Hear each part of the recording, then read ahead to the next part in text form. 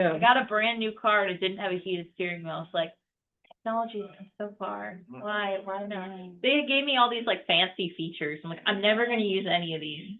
You know, you can buy a little furry thing that goes around the steering wheel. I did first, when we moved here from Maryland, oh, that saved my life. I didn't even know about car heaters then, you know, let alone the steering wheel heater. But you can get those, where did you get it? Laura, are you admitting me? Oh, there I go. Okay. I bet you can get. Okay, now I've got I'm not open, now I have to open your thing so that I can Google it. Probably, But you can get, and it makes a huge difference. Does it? Yeah. I always wondered, Are what you doesn't gonna that wanna get start covered with with, the, but like, Well, it's because the it was, slides it or was is on the- furry on the outside. Sure. I mean, Okay. the first one was kind of like, Okay. nothing. Okay. So it wasn't like, and that helped. It I helped. don't, do I want to join with computer audio or not? I don't, do I? Laura? And I went in the. No. Right, No. so. You do not. Pen. How do I turn that off? Oh, cool. Yeah. Some more survivors. Yeah. No, I'm trying to figure out which NFL game to watch today. There's 3 games I want to watch and they're all at the exact same time.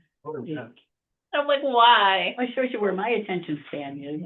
Like, can we just watch all 3 at once? He will watch football, and I will watch with him, but someday, I'm reading the New York Done Times. that yet. So, See, I hated football until last year. yeah. And now I just suddenly really like football. Although I will admit, like, halfway through, sometimes I'll get a little bored, but.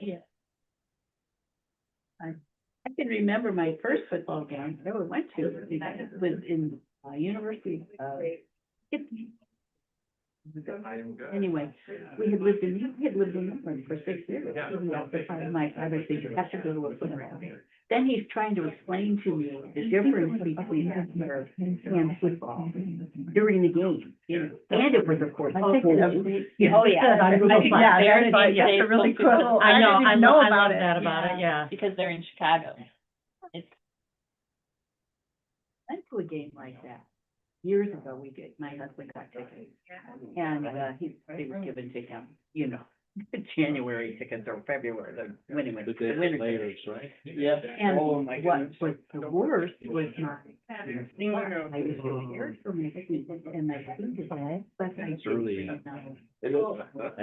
Yes, I've heard that before, yeah. This is not really, I don't have any isolation down where I can use. Yeah, see, I'm a big tennis fan. How do I get rid of this?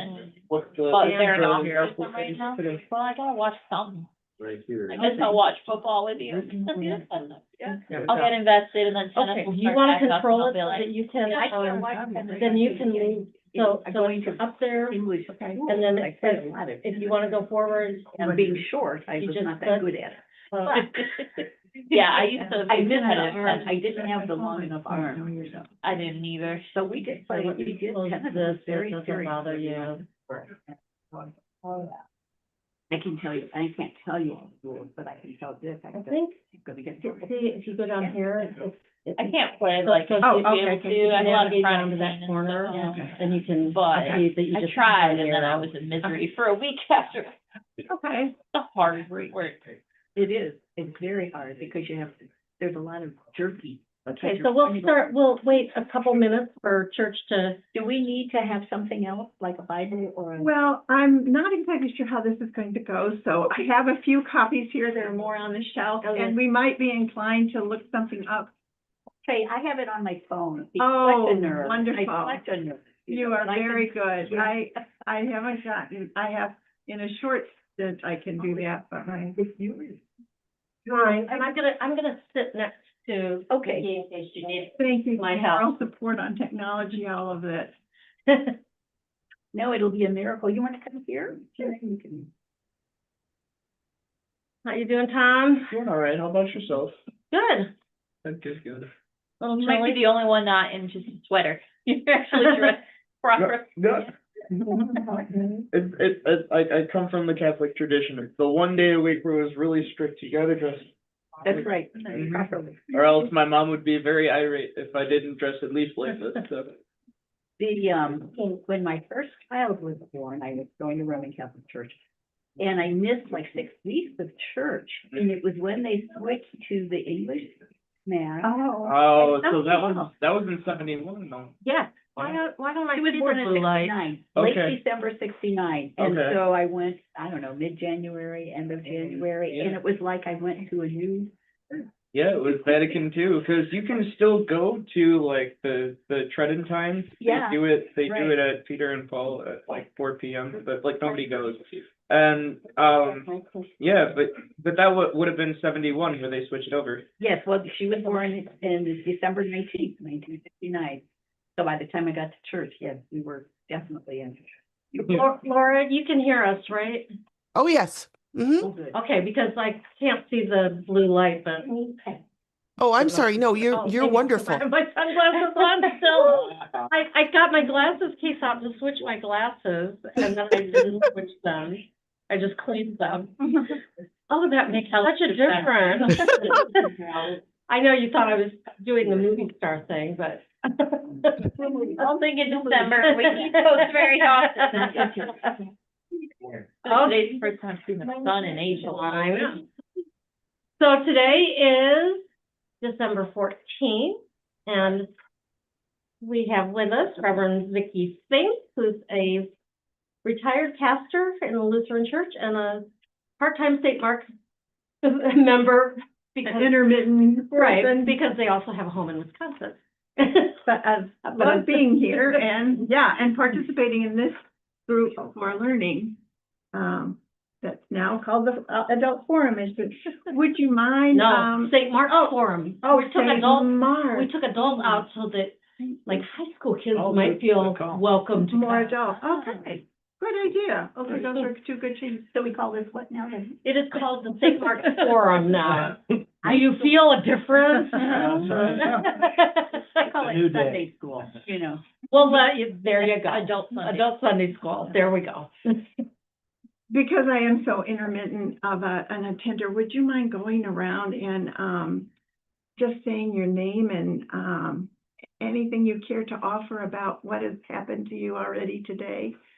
If there has been anything besides getting yourself here, or maybe just getting yourself here, but just your name, I just don't know everyone. Sure, I can start. I'm Hester. Hester? And what's been going on for you today, Hester? You came from church. I did. I came to the 8:30. And your car started.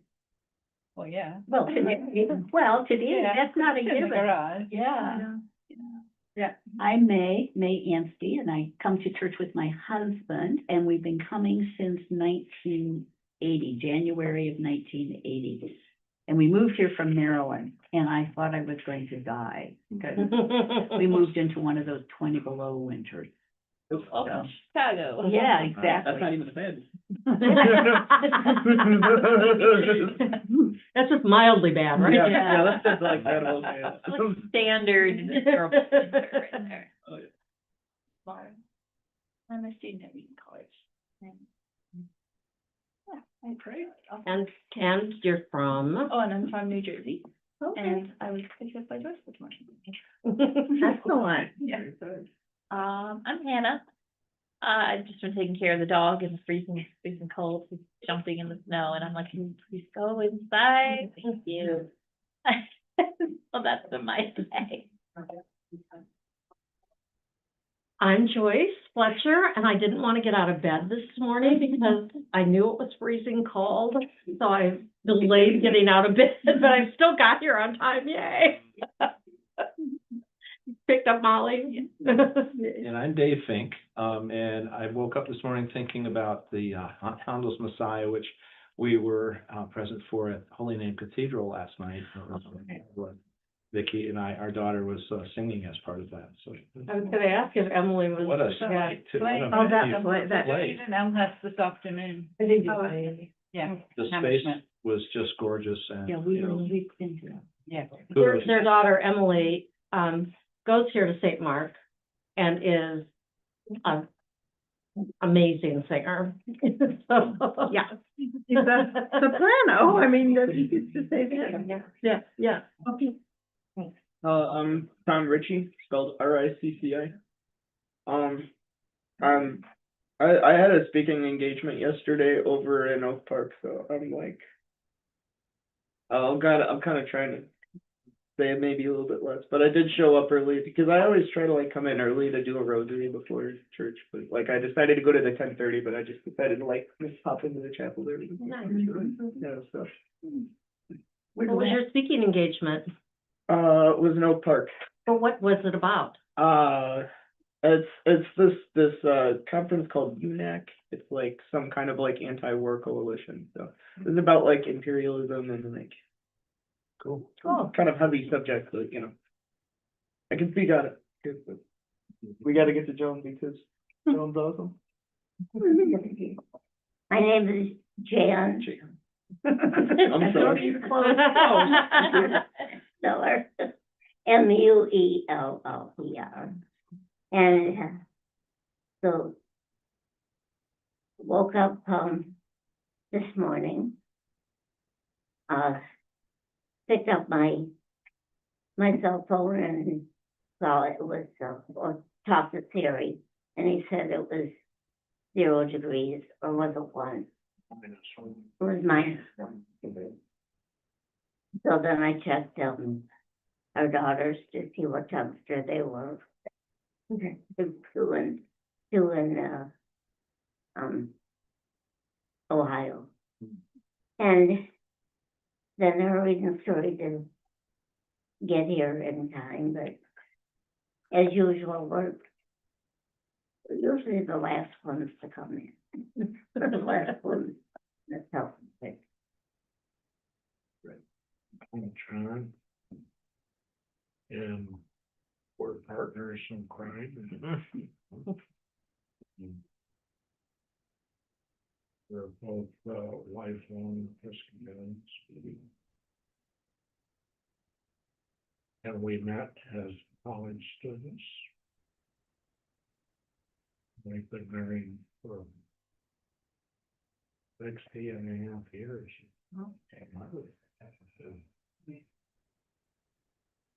So today, I had this idea, to use graphics to try to remind us of our gospel stories, and, so that we could carry them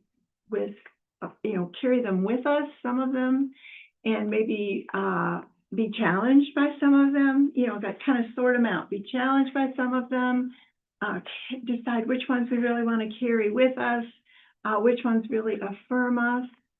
And I had been thinking of the book from the 50s of Fahrenheit 451. I don't know, Ray Bradbury, and it's a dystopian story of books becoming outlawed, and then they are actually burned by firemen, and the main character is this fireman who has this whole kind of conversion experience, and then he finds out about these exiled book lovers, and they have gotten out into a remote place, and they have taken it on themselves to memorize books in the hopes that at some point they will, the whole society will implode, and then people will be interested once again in books and literature. So I was trying to apply that to us and gospel stories, like which ones would we, if we were the exiled book lovers of Fahrenheit 451, would we want to have written on our hearts? Which would we carry around? Because I think there must have been a movie or something about it, because I've got these visual images of these people walking around in some isolated place reciting reciting books that was their book that they memorized. So that's kind of the idea of what I'm trying to do. And we're not going to go over each one of these, but I've used these before, and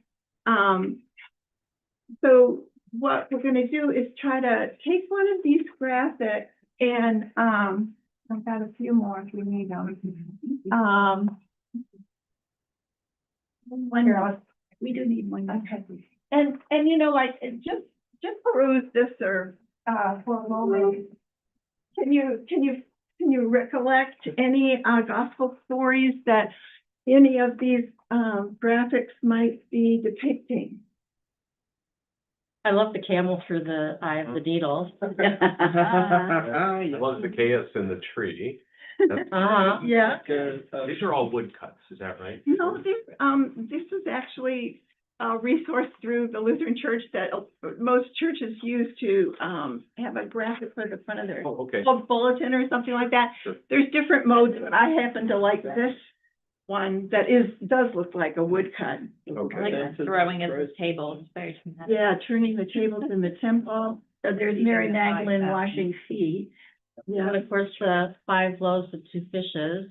The baptism of Christ, right? Oh, there's some on the other side too. Yeah. This one of the man digging. Parable of the talents. That's what got me into seminary. Ah. Because I was the one who said to the master, I was afraid and I buried what I have and I can give you exactly what you gave me. And I was like really proud of that, but no, he got in lots of trouble. And so that's what got me reflecting. So that's what I mean, to look at these stories, try to learn them by heart and see, are they stories that affirm us? Are they ones that challenge us? Are they ones that this is mine to carry with me? This is speaking to me now. So yeah, so good. So I'm not exactly sure my matches are perfect, but I did jot down some scripture references with each one. So if you would ever want to spend some time, learning parts of them and reviewing them. A lot of them, of course, are in multiple gospels, but that's the idea of what I want us to try to do today. And so this is what I've just said. What gospel images do we carry with us? And what would we be the people in the wilderness? I do feel like that a lot sometimes these days, which would be ours to just make sure they're not lost. And that will give us life. Of course, this one now, for this time of year, this is a really strong one, I would say. And so what are some of the symbols of the nativity that come to mind? That isn't on our sheet, is it? No, we're just, Oh, this okay. is like homework. Okay. This is homework, and now we're on to I've been cheated. classwork. Yeah. It's on everybody else's sheet. That's a bonus, right? I thought we'd start with something relatively, but you were excellent on this sheet, I have to say. Good job. So what are the symbols of nativity that, isn't it the Christmas pageant today? Yeah. Like, I used to be an educator before I was a pastor. I hope, anyway, never mind on that. But we do these Christmas pageants, and you'd want to kill yourself as the leader of them. I'm gonna do that right now. And it's like, a moment or whatever. So, and I'm going, we went to a church in North Carolina then, and they didn't have one. And we're going, you have found the answer to, this is really good. And they had a party instead. And it was a very nice, fun party for children. Then the pastor pulled out his guitar. We were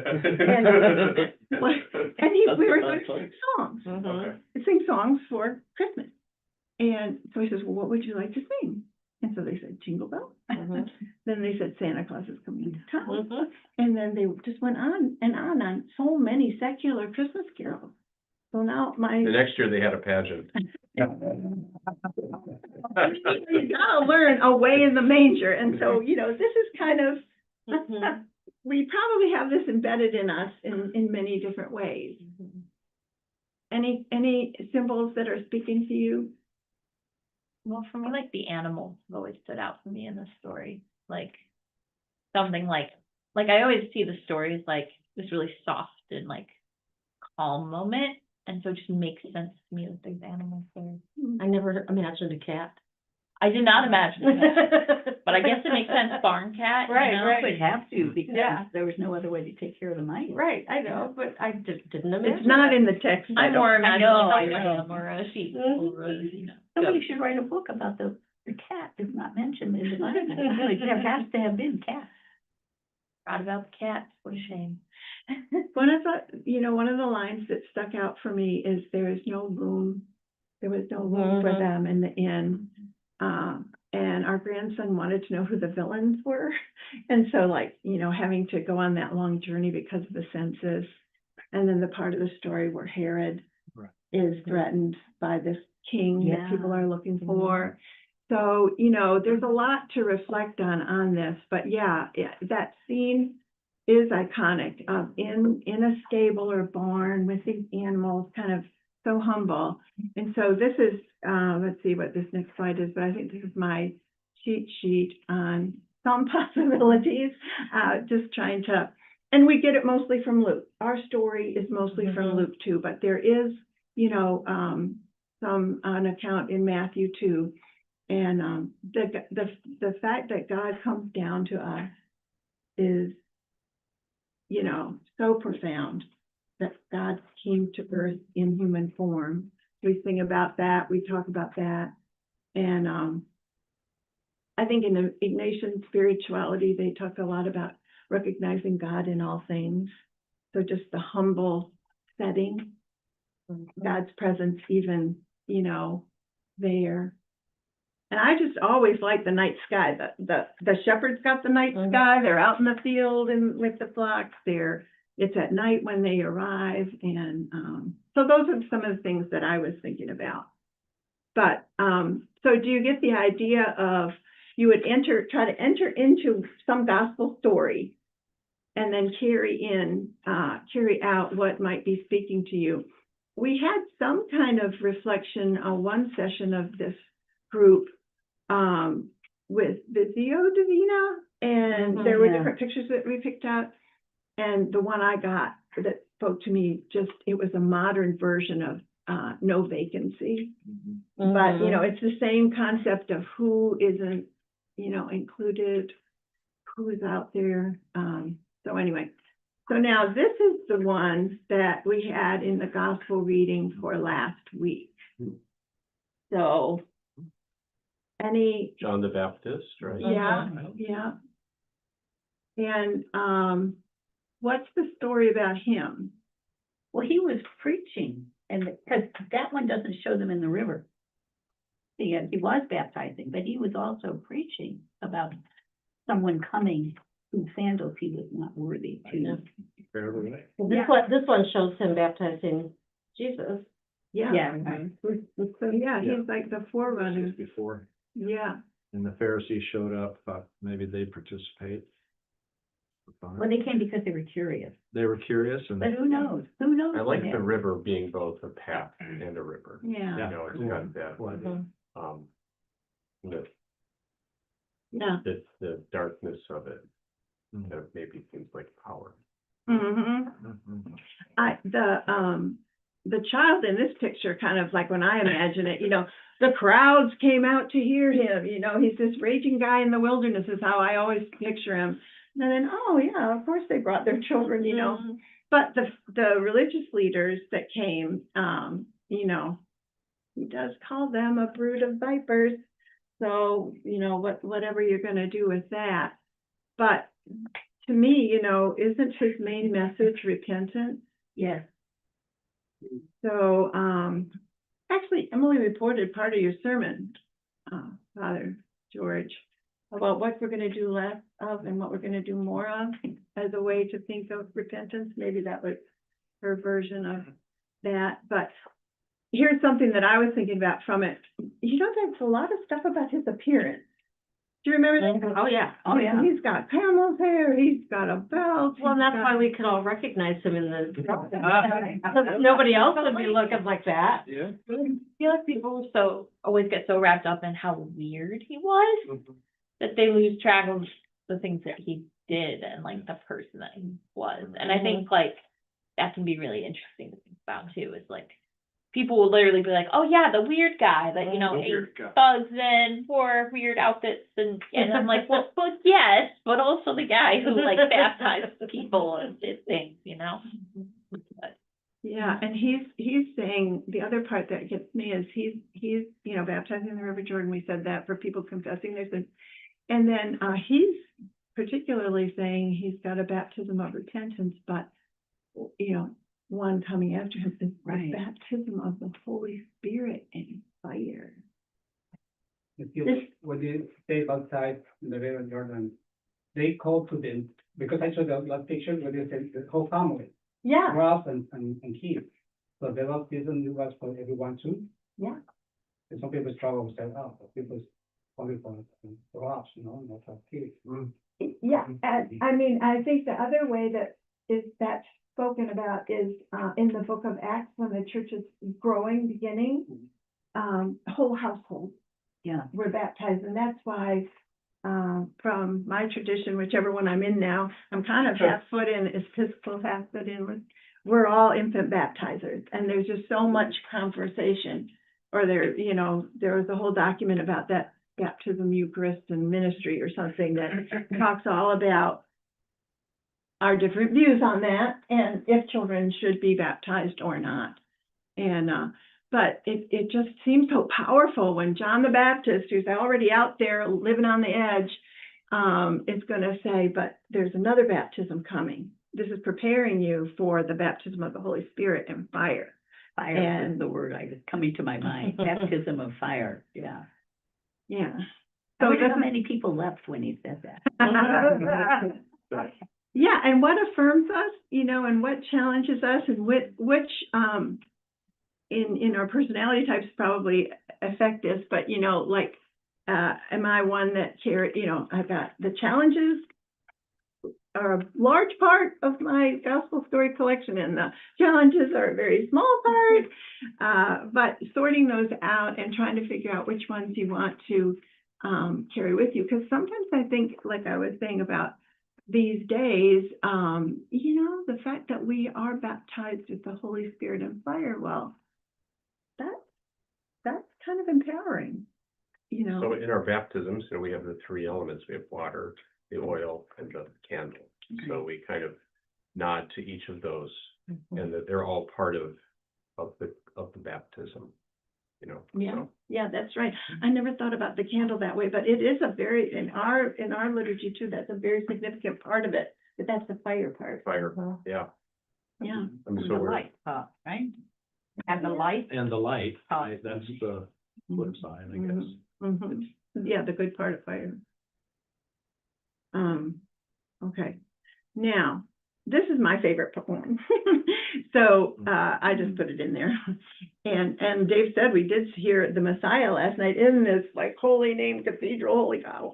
And I think, I didn't figure out to put the words for the Messiah on my phone until later, because they didn't have them printed in the program, but, you know, the quote with John the Baptist from Isaiah, where the valleys will be raised and the hills will, yeah, and it's just like, it's gonna be a wide highway, so everybody can enter, and I love that image.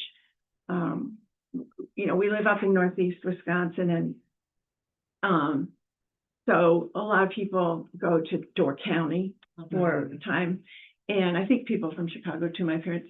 My uncle owns the lake house there. Okay. Sturgeon Bay, I go out there. Okay. And so it used to be this big little take up there, and you know, if there were a lot of people trying to go there, that was very irritating for us, because we hardly have any traffic at all. And then they started to build this, I think it's divided 2-lane now. Yeah. But you should have seen, you know, just the progress of going up there, and they got the earth movers, and they got the, you know, they reshaped the landscape totally, and then now it's just like, you can just go up there. So all of us in our, you know, all of us who are sprint runners and all that, we can all get there easily, but, you know, some of us who are, you know, barely making it, you know, I just picture everyone being able to go there. The wheelchairs, it's accessible to everyone. And that is just a powerful image to me. Okay. So I just threw that one in for extra. This one is probably one we can really work with. Oh, wait. That's not what I thought. Can I go back? Yeah, just The the left back arrow. arrow there. It's Oh, only a You red. can't see the back arrow, but it's there. Is it on our papers? No, these are all different. See it on the screen. Oh, I see. No one after that. Do we have just one? Maybe I don't have. No, Okay. yeah, that's 7 and this is 8. Okay, we'll do that one. Yeah. This one I love, and I got it mixed up with the anointing at Bethany, but see that hand in the, Touching the hem of the cloak. if I but touch the hem of his garment, I will be Yeah. healed. And, that desire, that, drive to be healed by Christ. And do you remember how how this woman who had been hemorrhaging for 12 years, her story is connected with a religious leader's daughter's sickness, and she's 12 years old, and this lady's been suffering for 12 years old, and they're mixed together, kind of. Oh. So, yeah, I would, that's a good one if, we do have time if you wouldn't want to mind reading it. Sure. Let's do that. Let's look up, which one? It's in all those gospels, and, I just love this story, so, Mark, I think we're gonna do, yeah, let's do Mark 5:21.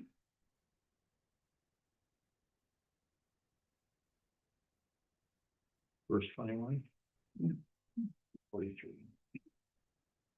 When Jesus had crossed again in the boat to the other side, a great crowd gathered around him, and he was by the sea. Then one of the leaders of the synagogue named Jairus came, and when he saw him, fell at his feet and begged him repeatedly, "My little daughter is at the point of death. Come and lay your hands on her, so that she may be made well and live." So he went with him. So, I mean, these are parts of our story that what do you do with all this healing that Jesus does? Did he really do those, and does he really do those today? And do you really beg him for healing? I mean, I've been taught a lot of different things about that.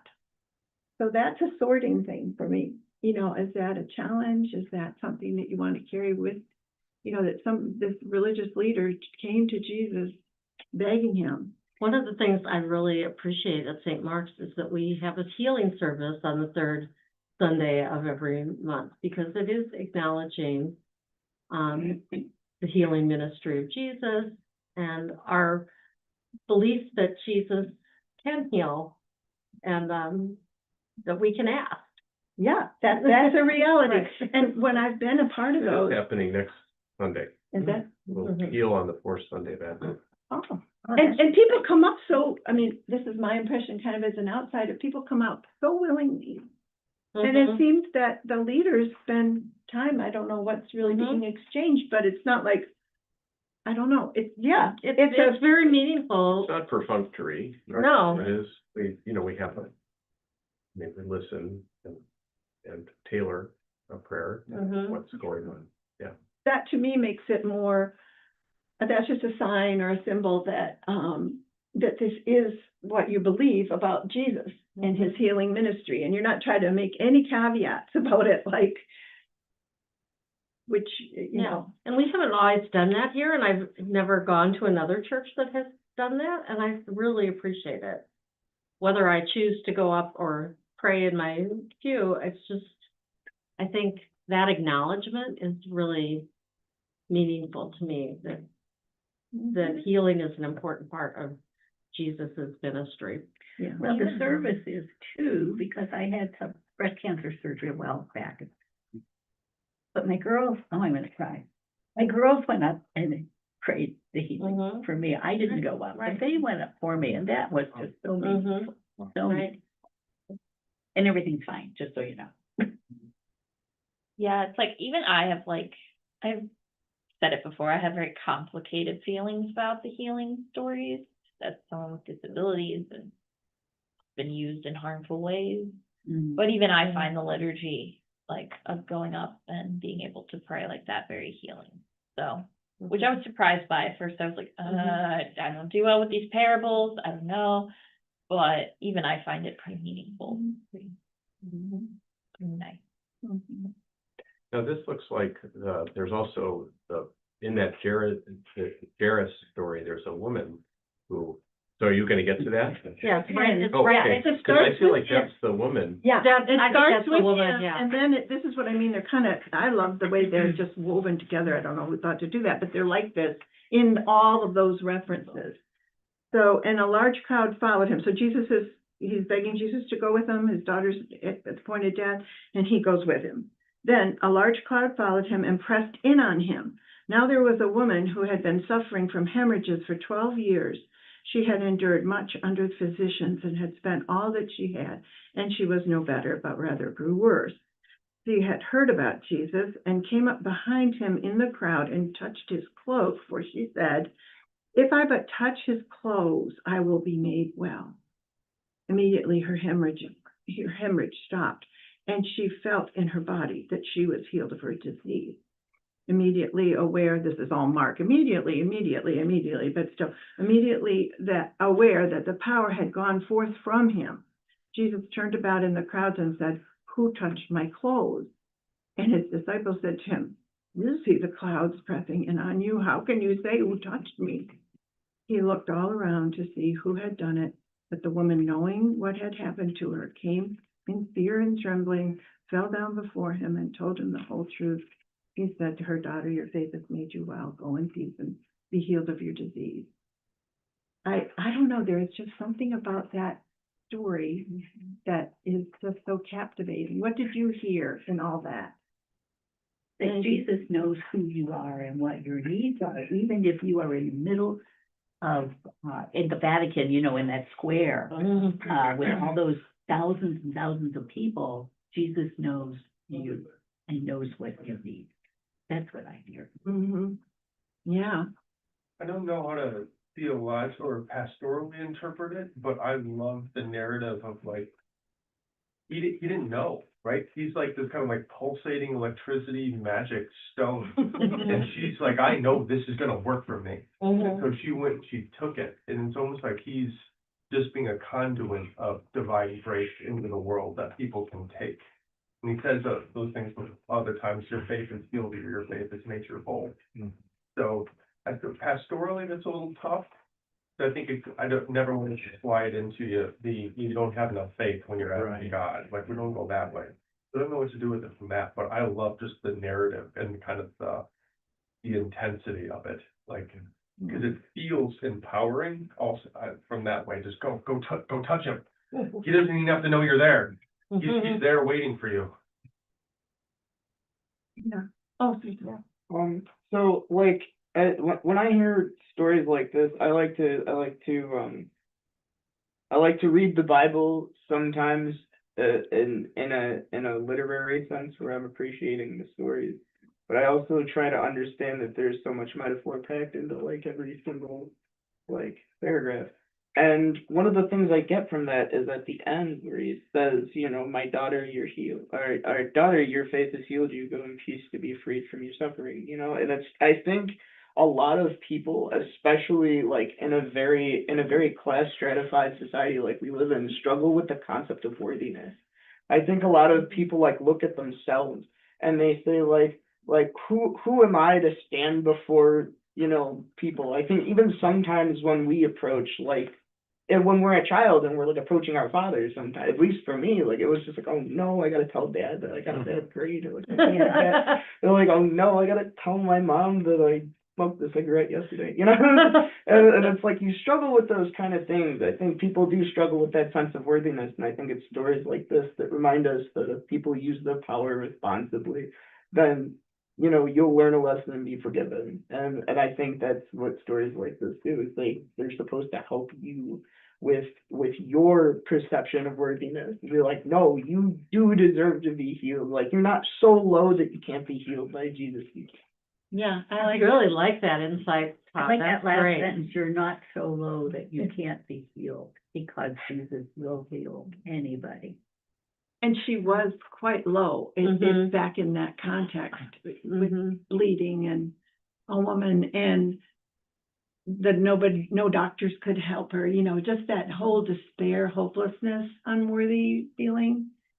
There are a lot of us who deal with that, and so she's just gonna sneak up and, like, this one sounded like she's gonna touch his cloak, and that's somehow gonna do something for her. And it comes with fear and trembling. It said that, she knows she's gotta fess up, like he said, and then here's this blessing that pours out. Whatever that means, your faith has made you well. It's just like Jesus is recognizing that this has been a great thing of God that has happened. There's another graphic in here we're not gonna get, obviously. Here's good, gonna say Yeah. that, here's this is a woman, right, and she's ill, and she is, she's not seen, right, because she's in the crowd, right, so she has all of these things about her that make her just like, to be looked over, and Jesus actually wants her to be seen. Who touched me? It's not like, so I can get mad at her, it's almost like, you need to be seen. Right, so there's that also, and this is, like, how is it that Jesus isn't just like, should be like the normative message about Jesus for everyone, right? Everybody should have this sense, Yeah, I always feel so like when clearly, Jesus but they does don't. those- I always feel like when Jesus does those healings, he almost wants to be like, who told you you couldn't do this?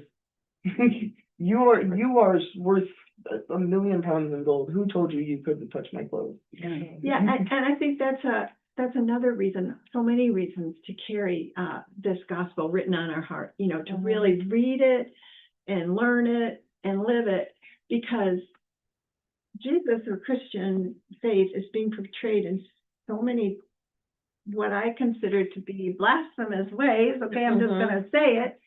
And it's okay, that's the context we live in, but there need to be people saying who Jesus really is and what his witness is, and recalling this kind of stuff, that he is on the side of those who are not seen, and on the side of any type of, there aren't outsiders in his approach, in his frame, and and he's constantly coming in contact with all of the rest of us who have all this outsider feel, and we just put up these barriers just because who knows why we need them. Part of that outsider thing is this idea that you've sinned or you've done something really bad, and who or what could possibly redeem you.